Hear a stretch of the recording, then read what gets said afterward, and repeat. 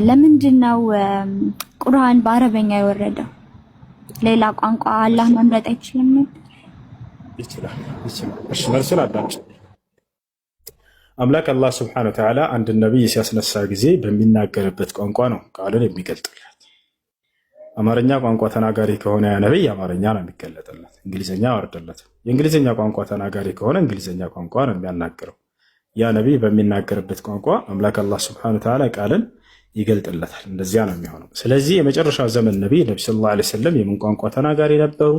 የአረበኛ ቋንቋ ተናጋሪ ነበሩ። ስለዚህ ያ ነብይ በሚረዳውና በሚገባው ቋንቋ ነውና አምላክ ሊያናግረው የሚገባ፣ በማይገባውና በማያውቀው ቋንቋ ሊያናግረው አይገባም። እና ለዚህ ነው ቁርአን በአረበኛ እንዲወርድ የሆነው ማለት ነው። አላህ ይህን በቁርአን ላይ ሲናገር ወለቀድ አርሰልና ሩሱለን ሚን ቀብሊክ ወማ አርሰልና ሚን ቀብሊከ ሚን ረሱሊን ኢላ ቢሊሳኒ ቀውሚሂ ይላል።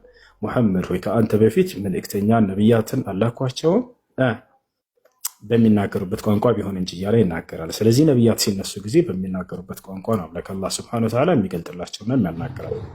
አይሽ እሺ። ስለዚህ ነብዩ መሐመድ አረበኛ ስለሚናገሩ ነው ቁርአን በአረበኛ የወረደው ማለት ነው። ሰአበሻ ቢሆን ኖሮ በአማርኛ ነው የሚወርደው ማለት ነው። ሌላም ቋንቋ ተናጋሪ ቢሆን እሺ። ስለዚህ ነብዩ መሐመድ እንዴት ነው አላህ ለነብይነት የመረጣቸውና ያስፋፉት?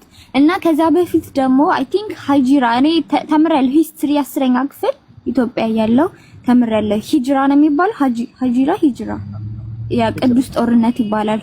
ሆሊ ዋር ምናምን ይባላልና እሱን አንተ ትቀበለዋለህ አይደል? ቅዱስ ጦርነት ነው ተብዬ ሂስትሪ ላይ ተማርኩ።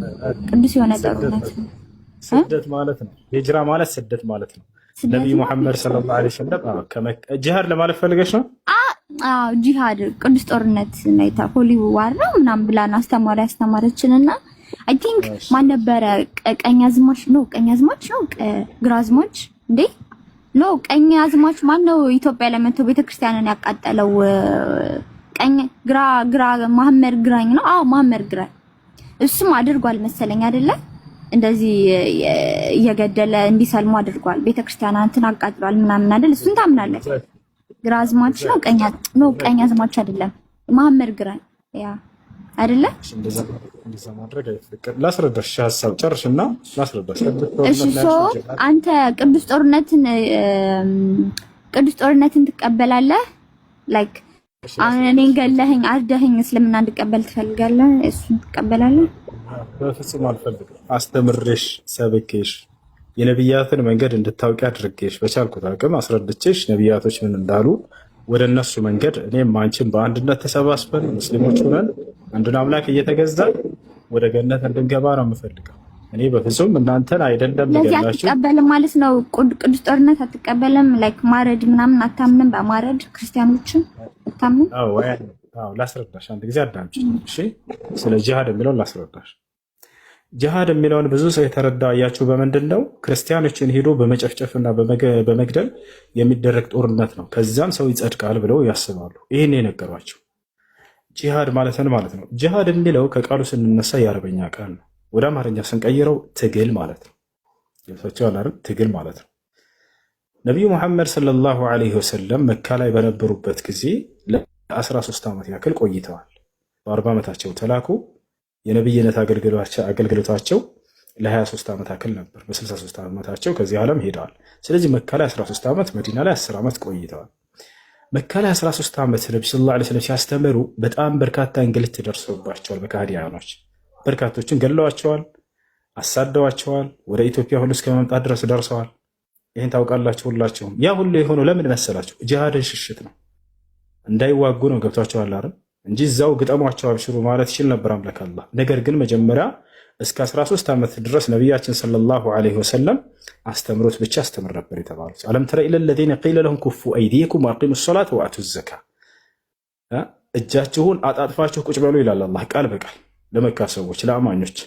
ሶላትን ስገዱ በአግባቡ፣ ምጽዋትንም ለድሃዎች አድርጉ፣ እስከዚያ ድረስ በፍጹም ጫፍ እንዳትነኩ ተብለዋል። ጠላት እንኳ ቢነሳባችሁ ስደት አድርገዋል። ስለዚህ ሰውን እኛ የምንጠራው በምንድነው? በአስተምሮት ነው። ለ13 ዓመት ያክል ነቢ ሰለላሁ ዐለይሂ ወሰለም መካ ላይ ሲያስተምሩ አንዲትም ጂሃድ አላደረጉ። እርሳቸው ላይ ያን ሁሉ ግፍና መከራ እያደረሱባቸው ታግሰህ አስተምር ነው የተባሉት። ፈዕፉ ወስፈሑ ሐታ የእትየ አላሁ ቢአምሪሂ ይላል። ይቅር በሉ እለፉ፣ እኔ አምላካችሁ አላህ ትእዛዜን እስካመጣ ድረስ አለ። ልክ ከመካ ነቢ ሰለላሁ ዐለይሂ ወሰለም በ13 ዓመታቸው አስተምሮ በኋላ ስደት አድርግ አንተ ራስህ ተባሉ። አየህ አንተ ራስህ ስደት አድርግ እንዳትዋጋ ተባሉ። ነቢ ሰለላሁ ዐለይሂ ወሰለም በሌሊት ለመውጣት ወሰኑ። አማኞችን ሂዱ ካሏቸው በኋላ አማኞችን ካሳደዱ በኋላ ወደ መዲና በዚያም ሄዳችሁ እኔን አላህን ተገዙ የትም ስፍራ ብትሆኑ አላህ ብሎ ቁርአን አወረደ። እና አርዲ ዋሲዐቱን ፈኢያየ ፈዕቡዱን አለ። ከዚያ በኋላ ለመውጣት ባሰቡ ጊዜ ግድያ ሙከራ አደረጉባቸው የመካ ከሃዲያኖች። ዛሬ ሙሐመድ ሌሊት እንደሚወጣ ሰምተናል፣ ምንም እናድርገው በሚል ስብሰባ አደረጉ።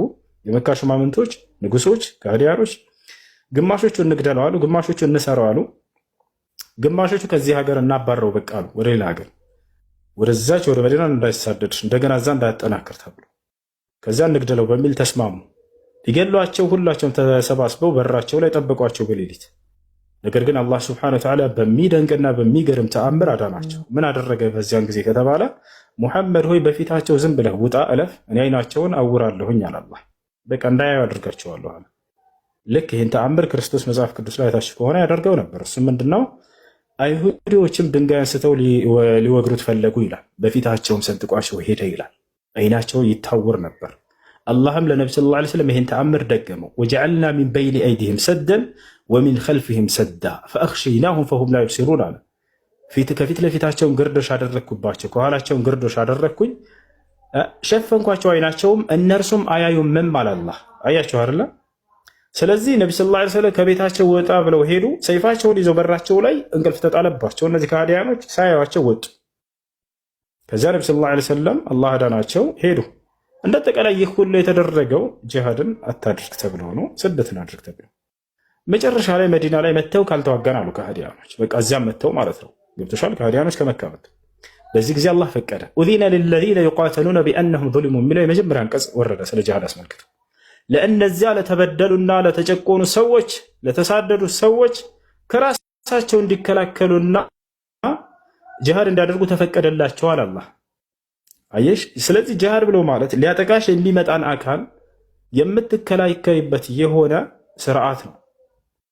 አንድ ሊበደል ያለ ሰው ከራሱ ለመከላከል ብሎ ጦርም ቢያዘጋጅና ሽጉጥም ቢያዘጋጅ መሳሪያም ቢያዘጋጅ ሊገድልህና ሊያጠቃህ ለሚመጣ ሰው ይሄ ጥፋተኛ ነው። ይሄ ሰው አይደለም። የአንድ ሀገር ወታደር ነው ሰች የሀገሪቱን ወታደር ያዘጋጃል የሀገር መንግስት አይደለ? መሳሪያ ያስታጥቃቸዋል፣ ያሰለጥናቸዋል፣ ሀገራቸውንና ቤተሰቦቻቸውን ንብረታቸውን ይጠብቃሉ። በእነዚህ ላይ ጥፋቱ ምንድን ነው? ጠላት ሊመጣ ሲል የዛኔ ይዋጉታል። ያ የሚያደርጉት ነገር ጂሃድ ይባላል። ስለዚህ ጂሃድ ማለት ከጠላት ራስን ለመከላከል የምታደርገው ግጥሚያ ነው፣ ፋይት ነው። ያ እና ይህ ደግሞ ጥፋት አይደለም። ይህ ጥፋት አይደለም። ይህን ያስላል።